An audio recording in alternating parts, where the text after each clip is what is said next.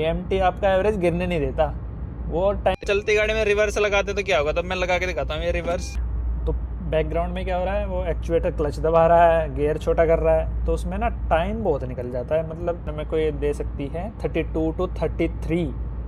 बात नहीं है, इसमें आपको पूरा दबाना पड़ेगा तब जाके ये गियर छोटा करेगी और तब RPM बढ़ेगा अपने आप। तो 0 to 100 करके देखते हैं। AC ऑफ कर दिया मैंने, गाड़ी CNG पे है। सेम टाइम ले कैसे रही है वो बताता हूँ मैं आपको। अभी यहाँ से यहाँ तक ये डेड है। ऑटोमेटिक से न्यूट्रल में तो जा सकते हो आप, बट A से R में नहीं जा सकते ना। तो उसको 10 किलोमीटर पेट्रोल में ज़रूर चलाओ, और ज़रूरी भी होता है पेट्रोल में चलाना। अगर आपकी रनिंग कम भी है ना, तब भी आपको CNG गाड़ी ही लेनी चाहिए। तो बिल्कुल स्लो निकाल दो ठीक है, लेकिन अगर आप हल्का भी फास्ट निकाल दो ना, तो वैसे एकदम से उछल जाती है। बट शुरू में चलाओगे ना, थोड़ा वो आपको फील होगा कि ये थोड़ा जोर लग रहा है इसको प्रेस करने में। पंच और अल्ट्रोज से तो बहुत बेटर है। अल्ट्रोज का तो लगता ही नहीं, क्या ही पता है कि बैक सपोर्ट क्या होता है, थाई सपोर्ट क्या होता है। काफ़ी कमी है उस रिव्यू में, तो मैं उनको करेक्ट करने की कोशिश करूँगा। ये भी ऐसे गड्ढे आते हैं ना, तो ऐसे ऊपर नीचे इसमें मोमेंट है, इसमें से भी आवाज़ आती है। इसमें साइडों में कट लग जाता है, क्योंकि उनमें जो होती है ना, वो साइड वाली थोड़ी बहुत सॉफ्ट होती है, बिल्कुल पतली होती है वो। आप कभी देखो तो मेरे को एलोए लगाने थे बस, इसलिए अपग्रेड करना पड़ा। तो भारी गाड़ी होती है ना जो, वो उतनी बेटर चलती है। आप देख लो एक सेम गाड़ी में लोग ना इसको बदनाम करते हैं कि AMT के साथ CNG अच्छा नहीं है, ये नहीं है, वो नहीं है। तो मैंने आपको टेस्ट करके दिखाया ना। तो यार देखते हैं एक बार पेट्रोल पे ओवरटेक करके इसको। ये गाड़ी जा रही है, ये 5th, ये 4th पे आ गया, और ये तो एक बार ना CNG ख़त्म हो रही है इसकी, अभी पेट्रोल पे चल रही है। तो एक बार CNG फुल कराते हैं और फिर CNG पे ओवरटेक करके देखेंगे आगे जाके। तो अभी आगे CNG का एक पंप है, पहले उस पर CNG फुल कराते हैं। तो यार यहाँ पे एक CNG का पंप, तो अभी CNG डलाते हैं इसमें और देखते हैं कितनी आती है CNG। फिर आगे चल के CNG भी टेस्ट करेंगे।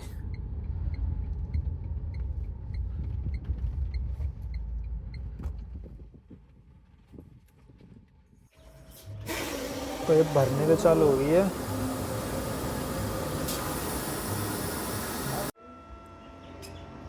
हो गई है लगभग, कितनी है, 7.8 किलो है ये। और भरने में टाइम लगा होगा लगभग 2 से 3 मिनट ही लगे होंगे, ज़्यादा नहीं लगे, जल्दी आ जाती है इसमें। एक इसमें जो ये नोज़ल है ना, ये ब्लू वाला लगता है इसमें, क्योंकि जो दिल्ली में कुछ पंप्स है ना पुराने वाले, उनमें वो ब्लैक वाला नोज़ल होता है, तो वो इन टाटा की गाड़ियों में लगता नहीं है। वो ब्लैक वाला मारुति में तो लग जाता है वो, बट इनमें नहीं लगता, क्योंकि ये जो नोज़ल है ना इसकी, ये थोड़ी हाईयर स्टैंडर्ड के साथ कंपेटेबल है, तो इसमें नए वाले नोज़ल से लगते हैं। तो यार CNG तो फुल हो गई है, तो काफ़ी लोग कंपनी भी शायद यही बोलती है कि ये CNG पे स्टार्ट होती है डायरेक्ट, मगर ऐसा नहीं है, CNG पे होती नहीं है स्टार्ट। अगर आप ध्यान से सुनोगे ना, सुबह स्टार्ट करके अपने शांत एनवायरनमेंट में एकदम, तब पता चलेगा कि स्टार्ट तो ये पेट्रोल पे ही होती है। पर 10 सेकंड तो नहीं, 3-4 सेकंड लेती है CNG पे स्विच होने में। तो ऐसा तो नहीं है कि डायरेक्ट CNG पे स्टार्ट होती है ये। ऐसे ही अगर पेट्रोल पे स्विच करते हैं ना इसको, तो एकदम इंस्टेंट स्विच नहीं होगी, तो थोड़ा सा ना ये 2-4 सेकंड का वो लेती है, बीच अपने टाइम लेती है, ताकि एकदम से यूज़र को एकदम से महसूस ना हो कि एकदम से सडन चेंज आ गया। तो ये एकदम धीरे धीरे ग्रेजुअली ग्राफ होता है ना, जैसे एक ऐसे चढ़ता है ग्राफ, ऐसे जाता है इसका, ऐसे ही नीचे उतरता है, तो वो एकदम से पता नहीं चल पाता। तो अब CNG पे आ गए हैं हम, AC ऑन ही है, तो अब इसको देखते हैं ओवरटेक करके। तो ये मैंने फुल दबाया है 4th गियर में, तो ये गई। तो इसमें इसने पेट्रोल से थोड़ा ज़्यादा टाइम लिया है, 2-3 सेकंड का। तो ये देखो फ़र्क तो है इसमें। AC ऑन था दोनों बार। एक आपको इसका गियर डाउन कराने के लिए ना पूरा दबाना पड़ेगा पंजा। अगर आप बाकी आदत होती है ना कि बाकी गाड़ियों में, मैनुअल गाड़ियों में, कि गियर छोटा करा, थोड़ा सा दबाया तो वो RPM बढ़ जाता है अपने आप उसका। तो इसमें वो बात नहीं है, इसमें आपको पूरा दबाना पड़ेगा, तब जाके ये गियर छोटा करेगी और तब RPM बढ़ेगा अपने आप। तो 0 to 100 करके देखते हैं। AC ऑफ कर दिया मैंने, गाड़ी CNG पे है, तो चलते हैं अभी।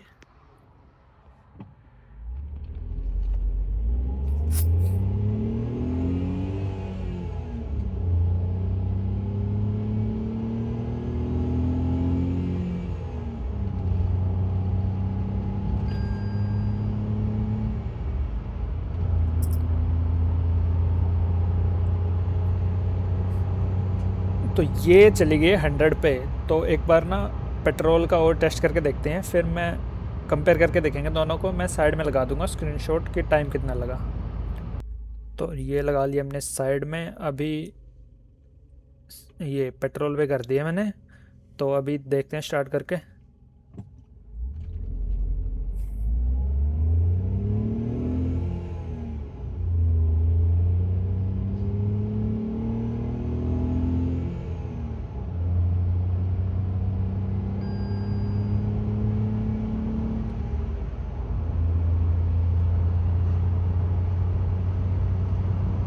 तो यार पहुंच गई है ये 100 पे।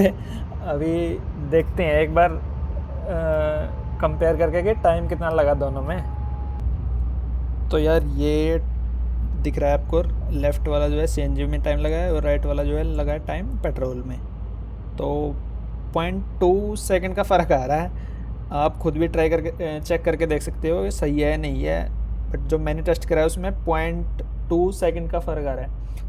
वैसे क्या ही होगा, अब मतलब लगभग सिमिलर मान ही सकते हैं हम। तो मेरे को नहीं पता ये टाटा कैसे कर रहा है, बट जो हमने टेस्ट करके देखा, मैंने टेस्टिंग में टाइम दोनों का सेम आ रहा है। तो बाकी बात आगे करते हैं कि आखिर डिफरेंस है कहाँ फिर। तो ये स्टीयरिंग पे मैंने ये लगा रखी है फिल्म, फिंगरप्रिंट वगैरह नहीं आता इसमें। इधर ये बटन वगैरह बढ़िया काम करते हैं। ये वो बटन नहीं आता यहाँ पे, वो आता है वॉइस कमांड वाला, तो वो बटन इसमें मिसिंग है। तो मेरे को नहीं लगता उसका ऐसा कोई ख़ास यूज़ है, क्योंकि वो वैसे भी यूज़लेस ही है। इधर कोई बटन नहीं है, ये लोगो अपना इल्यूमिनेट हो जाता है।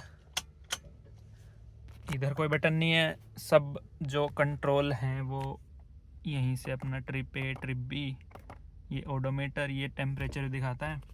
और अगर सीएनजी हटा दें तो इसमें ये रेंज दिखाना चालू कर देता है। और ये बटन है जो ये कभी दब जाए तो ये क्लॉक का टाइम वगैरह रीसेट वो मतलब गलत हो जाता है, तो इससे अवॉइड करो दबाना। ये मेरे को नहीं पता क्यों दे रखा है। वैसे इसकी ब्राइटनेस भी इसी से एडजस्ट होती है अगर हेडलाइट ऑन हो तो रात में। इसकी बात करते हैं यार, ये बढ़िया काम करता है, स्पीकर बढ़िया हैं, ये बढ़िया है। एंड्रॉयड ऑटो के लिए ये केबल है, अच्छे से काम करता है सब कुछ। इसमें कोई ग्लिच नहीं है, कोई हैंग नहीं करता, बढ़िया है, इससे कोई शिकायत नहीं है। ये पीछे डिफॉगर आता है, ये उसका बटन, ये सीएनजी का बटन, ये अपने एसी के कंट्रोल। एक इसमें यार ये ना शायद वो फ्लैप वाला देखा है मैं, वो होता है ना जो वायर्ड वायर से कनेक्ट नहीं होता, एक होता है मोटर से कनेक्ट। तो इसमें वायर वाला है, तो वो अगर एसी को हम इतना रखें ना, इतना इतना इतना इतना, तो वो कोई असर ही नहीं करता। अगर यहाँ फुल पे रखेंगे ना, इतना इतना इतना, ये आवाज़ भी सुन सकते हो अब इसकी, वो फ्लैप खुलने बंद होने की। तो यहाँ से यहाँ तक ये डेड है, तो यहाँ से यहाँ तक चलता है। ये एसी का बटन है अपना, ये गियर बॉक्स है। तो ये काफ़ी ऐसे फ्री है। ये कैमरा क्वालिटी और दिखा देता हूँ मैं एक बार इसकी, ब्रेक प्रेस, ये कैमरा क्वालिटी ठीक है, ज़्यादा अच्छे नहीं है, बढ़िया नहीं है, काम चला देता है। मैं तो वैसे भी यूज़ नहीं करता इसको, मैं तो शीशों में ही देखता हूँ। ये अपना मिरर एडजस्ट करने के लिए, एक यार इन मिरर्स में ना ये वाइब्रेट करते रहते हैं हल्के हल्के, जैसे गड्ढों वाला रास्ता आ गया ना तो ऐसे ऐसे हिलते रहेंगे। ये भी, ये वाला भी, ये वाला भी। एक ये पिछले वाले सीट में ना ये सीट बेल्ट होती है, जो इनमें जो वेट सेंसर होता है वो इसमें मिसिंग है। तो ये हमेशा डिंग डिंग डिंग डिंग करती रहेगी, कोई बैठा हो या ना बैठा हो। एक यार ये ना काफ़ी लोग बोलते हैं कि ये काफ़ी ऐसे ढीला ढाला सा है, तो चलते चलते ऐसे रिवर्स लग जाए तो कुछ होगा तो नहीं। तो ऐसे नहीं लगता इसका रिवर्स। आप ऐसे रिवर्स में कर सकते हो ऐसे, बट वो लगता नहीं है। वो लगता तभी है जब गाड़ी रुकी हो और ब्रेक प्रेस हुआ हो ना, तभी लगता है बस। ऑटोमेटिक से न्यूट्रल में तो जा सकते हो आप, बट ए से आर में नहीं जा सकते। चलती गाड़ी में रिवर्स लगाते तो क्या होगा, तब मैं लगा के दिखाता हूँ ये रिवर्स। तो ये कुछ नहीं होता, ये बस बीप करके छोड़ देती है। फिर इसमें थोड़ा सामान पड़ा है, तो इसमें बूट स्पेस के लिए आप 2 बैग रख सकते हो इजीली। सिलेंडर यहाँ पे है इसके डबल। तो मेरे को नहीं लगता इतना कुछ खास बूट स्पेस है इसमें वो पार्सल ट्रे भी नहीं आती। तो अगर वो आए तो वो यहाँ तक तो वही आए, तो इतना ही स्पेस बचे आपके पास। तो इसमें बस आप एक सिलेंडर रख सकते हो, यहाँ से यहाँ तक आएगा, वो भी इतना। रिवर्स लाइट शायद ये काम नहीं करती, रिवर्स लाइट सिर्फ ये जलती है इसमें। टेल लाइट में नॉर्मल बल्ब दे रखे हैं जो कि मेरे को लगता है अच्छे होते हैं, क्योंकि इनकी रिप्लेसमेंट कॉस्ट ना इतनी नहीं होती। आप 30-40 रुपए का बल्ब लेके कहीं से भी चेंज करा सकते हो। एलईडी वगैरह ले लो आप, वो ख़राब हो जाए तो उसमें खर्चा बहुत हो जाता है आपका। तो यार AMT CNG के साथ आखिर काम कैसे करता है?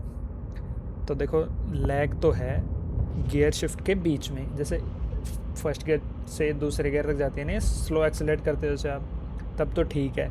लेकिन अगर आप हार्ड पुश करने की कोशिश करते हो ना इसको, तो आपको फ़र्क एकदम महसूस होगा। जैसे आपने क्लच प्रेस करा और गियर चेंज करा, तो क्लच प्रेस करने में और गियर चेंज करने में जो टाइम लग रहा होता है ना, पीछे इंजन में जो एक्चुएटर काम कर रहा होता है, तो वो आपको महसूस होगा कि हाँ भाई क्लच दबा है, गियर चेंज हुआ है और बाद में क्लच छूटा है।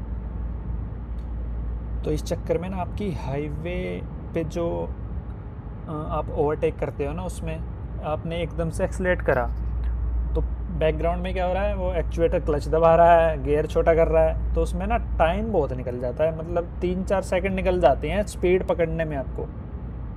तो हाईवे पे अगर 3-4 सेकंड लग रहे हैं आपको केवल स्पीड पकड़ने में, तो वो डेंजरस भी हो सकता है मैं कहूँगा। जैसे सिंगल लेन के हाईवे होते हैं या डबल लेन के हाईवे होते हैं ना, तो उन पे तो मैं रिकमेंड करूँगा कि आप इस गाड़ी को आराम से ही चलाओ। लेकिन अगर 6 लेन हाईवे है या 8 लेन हाईवे हैं अच्छे वाले, तो उस पे तो आपको मिल जाती है खाली लेन ओवरटेक वगैरह करने के लिए, तो वहाँ पे आप ओवरटेक कर सकते हो इजीली। बट 2 लेन और सिंगल लेन में थोड़ा रिस्की है इसके साथ ओवरटेक करना। वैसे ये गाड़ी बनी भी नहीं है कि आप इसको हाईवे पे लेके जाओ, आप लेके जा सकते हो, ऐसी बात नहीं है कि आप ये जा नहीं सकती, ये जा सकती है, ये सेफ़ भी सही है पूरी, आपको कुछ होने भी नहीं देगी। लेकिन अगर आपके पास दूसरी गाड़ी है ना कोई जो आप चलाते हो जिसमें पावर ज़्यादा है, जैसे कोई डीजल गाड़ी होगी या कोई टर्बो पेट्रोल गाड़ी हो गई, तो उससे तो आपको ये नीचे लगेगी। तो अगर आप फर्स्ट टाइम बायर हो ना, उसके लिए उसने तो, क्योंकि फर्स्ट टाइम बायर का क्या होता है कि उन्होंने कोई गाड़ी चलाई नहीं होती पहले, तो वो जो चलाएंगे ना उसको उसके हिसाब से खुद को अडेप्ट कर लेते हैं। वो उनको पता ही नहीं होता ओवरटेक करने में। जैसे फर्स्ट टाइम बायर को क्या पता होगा कि बाकी गाड़ियाँ कैसे ओवरटेक करती है और मेरे को कैसे करना है, तो वो तो सोच समझ कर ही करेगा। लेकिन हमने ली है ये as a secondary car for city use, तो उसके लिए हमारे लिए बिल्कुल परफेक्ट है ये गाड़ी। परफेक्ट क्यों, मैं बताता हूँ आपको। तो चलो बात करते हैं इसकी माइलेज की। तो माइलेज ये जैसे अभी चल रहा हूँ ना मैं 77 पे, तो इस सिचुएशन में मेरे को ये दे सकती है 32 to 33 माइलेज हाईवे पे। लेकिन अगर आप सिटी में चलाओ इसे, सिटी में जैसे ट्रैफिक तो होता ही है, तो वहाँ देगी ये आपको 26-27, इससे नीचे नहीं देगी ये। क्योंकि AMT क्या होता है ना, मैनुअल में बंदा ना एवरेज गिरा सकता है अपने आप, AMT आपका एवरेज गिरने नहीं देता। वो टाइमली गियर चेंज करेगा, टाइमली डाउन शिफ्ट करेगा, टाइमली अप शिफ्ट करेगा, तो आपकी माइलेज वही मतलब ज़्यादा फ्लक्चुएट नहीं करती। मैनुअल में क्या करता है बंदा, एक बंदा चलाएगा दूसरी माइलेज आएगी, दूसरा चलाएगा अलग आएगी, तीसरा चलाएगा अलग आएगी। AMT में सबके लगभग 19-20 का फ़र्क रहेगा, मतलब लगभग सबकी सेम ही आएगी। तो कॉस्टिंग जैसे आपकी पेट्रोल में, जैसे जहाँ पे आपका ना 100 रुपये का पेट्रोल लग रहा है, तो वहाँ पे आपका 50 रुपये की CNG में काम हो जाएगा। पेट्रोल में एवरेज इसकी वही लगभग 16-17 है, और CNG में लगभग उसकी डबल है। तो CNG में डबल ही होती है लगभग गाड़ियों की। जैसे जो गाड़ी पेट्रोल में मान लो 10 दे रही होगी, तो वो CNG में 20 दे रही होगी। मोटा मोटा यही हिसाब है। वैसे कोई गाड़ी कुछ देती है, कोई गाड़ी कुछ देती है। तो चलो यार, रिफ़िल भी वैसे 3-4 दिन में एक बार कराना पड़ता है इसको CNG में।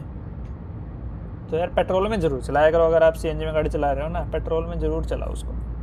उसमें भी लिखा है यूज़र मैनुअल में, तो कि अगर आप 300 किलोमीटर गाड़ी चला रहे हो ना, तो उसको 10 किलोमीटर पेट्रोल में ज़रूर चलाओ। और ज़रूरी भी होता है पेट्रोल में चलाना, हमारे तो आधे टाइम पेट्रोल में ही चल रही होती है क्योंकि सीएनजी ख़त्म हो जाती है। बस वही आलस की बात है कि नहीं डलाते। बट इसको पेट्रोल में चलाना भी चुभता नहीं क्योंकि माइलेज इसकी पेट्रोल में भी इतनी बुरी नहीं है, अच्छी ही है।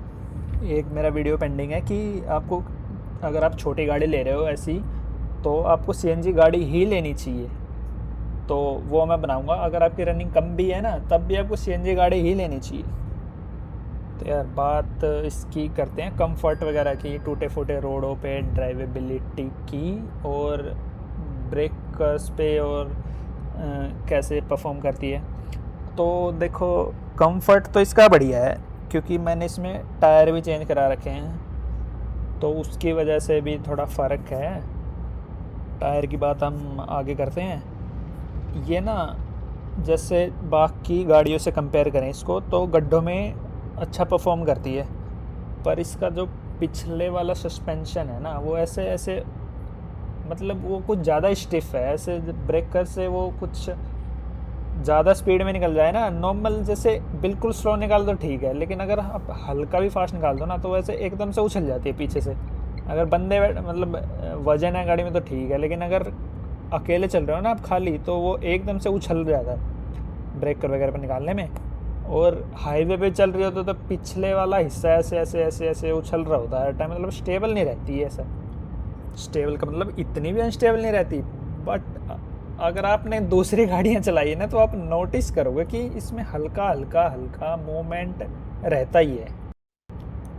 स्टेयरिंग इसका उतना प्रिसाइज नहीं बोलूँगा मैं, बट ठीक है बाकी गाड़ियों के हिसाब से। अगर आप इसके सेगमेंट की बाकी गाड़ियों से कंपेयर करो तो इसका बहुत ही बेटर है उनसे। खुद ये मतलब टर्न करोगे तो खुद सेंटर में आ जाएगा, फीडबैक भी अच्छा है, तो स्टीयरिंग के हिसाब से एकदम मतलब बढ़िया है गाड़ी। तो ब्रेकिंग की बात करते हैं यार, ब्रेकिंग इसकी अच्छी है, बट जो पेडल है ना इसका ब्रेक वाला, वो थोड़ा हार्ड फील होगा आपको, थोड़ा सा ही हार्ड फील होगा। मतलब टाइम के साथ साथ आदत हो जाएगी, बट शुरू में चलाओगे ना थोड़ा वो आपको फील होगा कि ये थोड़ा जोर लग रहा है इसको प्रेस करने में। लेकिन ब्रेकिंग परफॉर्मेंस इसकी इनकी बाकी गाड़ियों से, पंच और ऑल्ट्रोज से तो बहुत बेटर है। ऑल्ट्रोज का तो लगता ही नहीं ब्रेक। ऑल्ट्रोज का रिव्यू चाहिए होगा तो आपको बताना, हमारे पास वो भी है, ऑल्ट्रोज भी है। बाकी सीट्स इसकी देखो, मैंने इस पर ना ये कवर लगवा दिए, इन कवर्स की वजह से ना इसका कंफर्ट थोड़ा कम हो गया। पहले इसकी सीट अच्छी थी, इतनी कंफर्टेबल पहले भी नहीं थी, बट कवर से तो बेटर ही थी। अब कवर आपको पता ही है, आफ्टर मार्केट वाले ये बनाते हैं, इनको क्या ही पता है कि बैक सपोर्ट क्या होता है, थाई सपोर्ट क्या होता है, कैसे कमर का अपना कव होता है, तो ये तो ऐसे बना देते हैं फोम वोम डाल के इसमें। तो अगर आप स्टॉक सीट रखते हो इसकी, तब तो आपको ठीक है, मतलब चल जाएंगी, कंफर्टेबल है। लेकिन कवर वगैरह लगवा रहे हो आप, तो टेस्ट करके लगवाना कि सही है। वो थोड़े पतले वाले आते हैं ना, वो लगवा सकते हो, ताकि वो मतलब खुद को अपनी सीट के कर्व के हिसाब से एडजस्ट कर लें, तब ठीक रहेगा आपको। बाकी लेग सपोर्ट वगैरह, हेडरूम बढ़िया है, पैर वैर कहीं टच नहीं होते, जैसे घुटना टच होता है ना आगे इसमें डैशबोर्ड में जाके, वो इसमें टच नहीं होता, वो इसमें बढ़िया है। डैशबोर्ड की मटेरियल क्वालिटी भी बढ़िया है, जैसे विंडशील्ड पे रिफ्लेक्शन आता है डैशबोर्ड का, तो वो इसमें शिकायत नहीं है, वो बढ़िया है वो चीज़। इसका इंटीरियर मेरे को नेक्सॉन से तो बेटर ही लगता है, इसका ये कलर भी काफ़ी अच्छा है उससे। अगर आपको नेक्सॉन का रिव्यू देखना है तो मेरे चैनल पे डाला हुआ है, लेकिन वो उसमें काफ़ी कमी है उस रिव्यू में, तो मैं उनको करेक्ट करने की कोशिश करूँगा जब नेक्स्ट कभी बनाऊँगा। तो ये देखा मैंने अपने साइड में से कुछ निकला तो आवाज़ काफ़ी आई, तो ये है इसमें कि बाहर की नॉइज़ काफ़ी आती है, मतलब अंदर आती ही रहती है कुछ ना कुछ आवाज़ें, जैसे साइड में से कुछ निकल रहा है उसकी आवाज़ें आएंगी, दरवाज़ों में से कभी कुछ चिर, कभी किसी दरवाजे में से आने लगेगी, कभी खुद ही गायब हो जाएगी, कभी आगे से डैशबोर्ड से आने लगेगी आवाज़, गड्ढों में डैशबोर्ड से आती है आवाज़ इसकी। और ये है ना अपना इसका ये क्या बोलते हैं, ग्लो बॉक्स, ये भी ऐसे गड्ढे आते हैं ना, तो ऐसे ऊपर नीचे इसमें मोमेंट है, इसमें से भी आवाज़ आती है इसमें।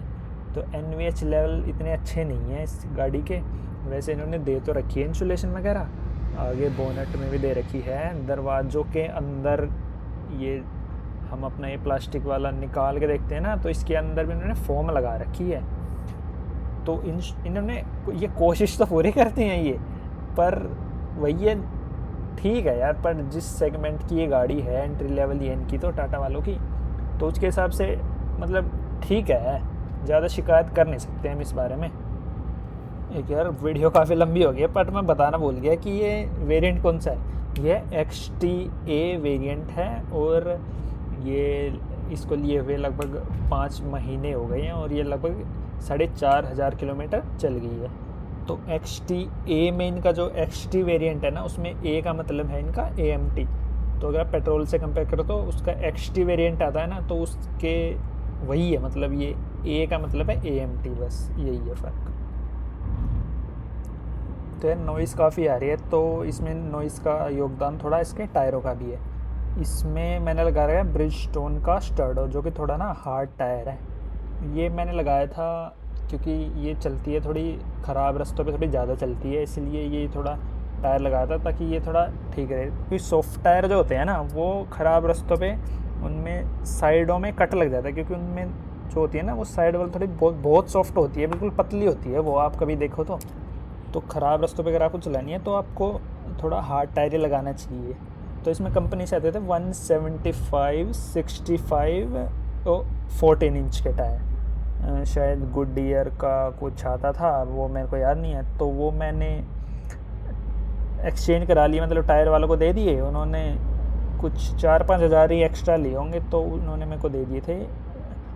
तो अभी इसमें है 185 60 R15, तो ये 1 इंच अपग्रेड है जो इसमें स्टॉक आते थे उससे। तो मैं वैसे तो बहुत खिलाफ हुआ, जैसे अप साइज़ करने के, अपग्रेड कर सकते हो आप, बट अप साइज़ मेरे को उसका ज़्यादा मतलब समझ में नहीं आता। आपकी गाड़ी स्लो हो जाती है, राइड क्वालिटी ख़राब हो जाती है। इसकी भी मतलब थोड़ा फ़र्क आया है, जो 14 इंच में जैसी राइड क्वालिटी थी, वैसे 15 इंच में थोड़ा मतलब हल्का ही फ़र्क है, 10% का ही होगा।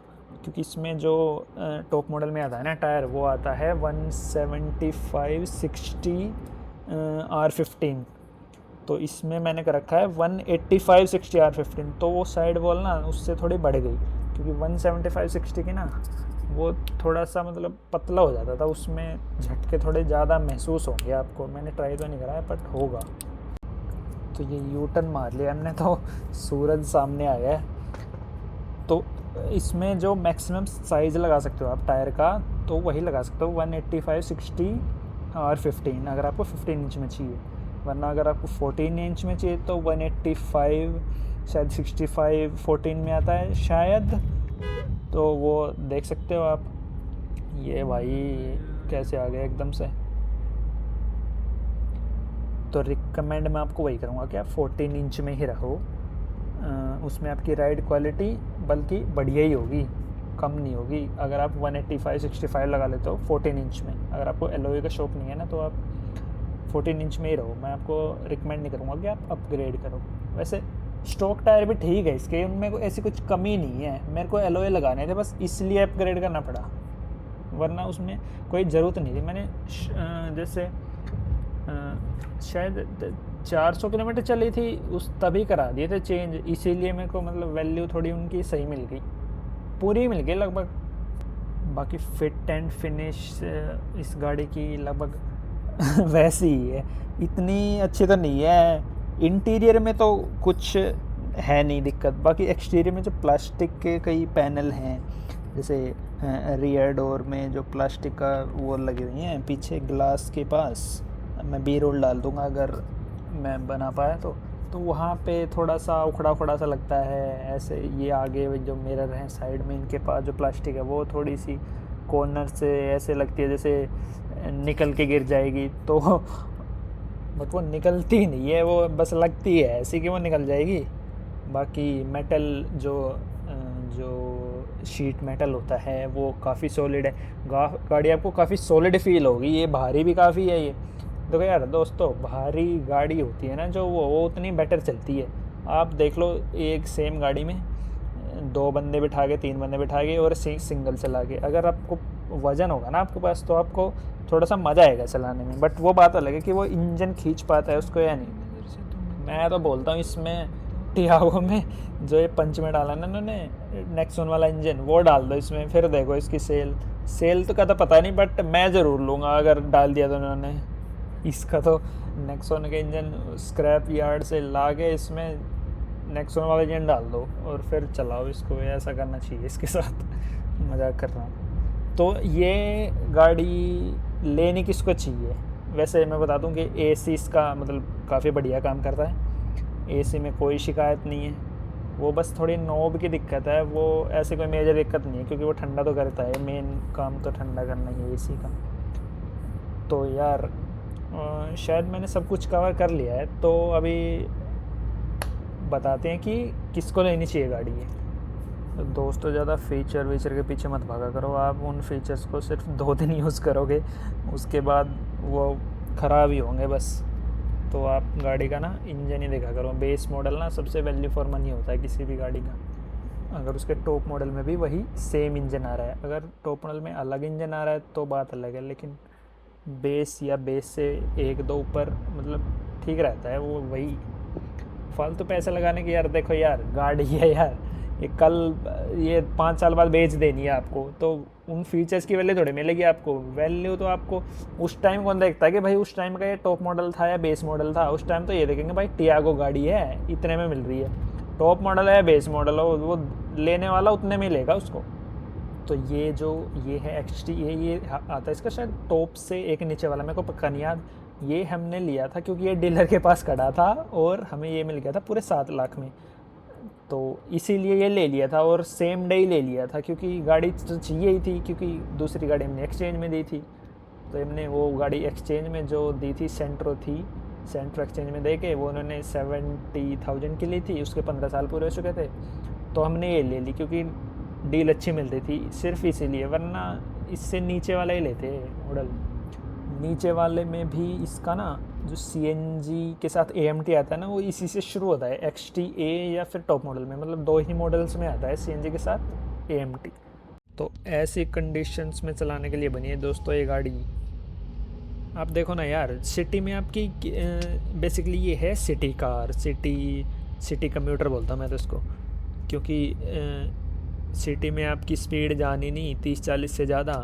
दिल्ली में भी ज़्यादातर रोडों पे 50 की स्पीड है या फिर 60 की है, एक पे शायद 70 की है, बस 70 से ज़्यादा तो कहीं है ही नहीं सिटी में।